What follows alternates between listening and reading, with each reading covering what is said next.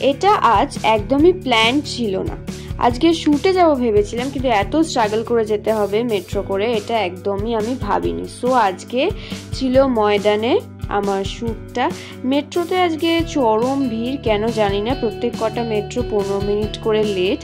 মনে হচ্ছিল ময়দান চুজ করে ভুল করেছি, ভেবেছিলাম লাস্ট মিনিট প্ল্যান, তাই জন্য বাড়ির কাছাকাছি হবে, মেট্রো করে টুক করে ময়দান নেমে যাব, হয়ে যাবে।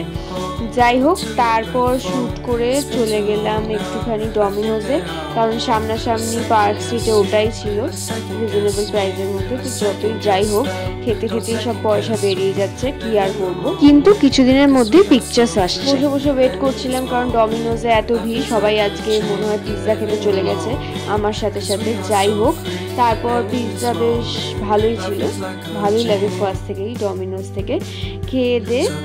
আর আমি পিৎজা মিনিয়াটাই নিই, কারণ এত বড় পিৎজা একা শেষ করাটা খুবই চাপের।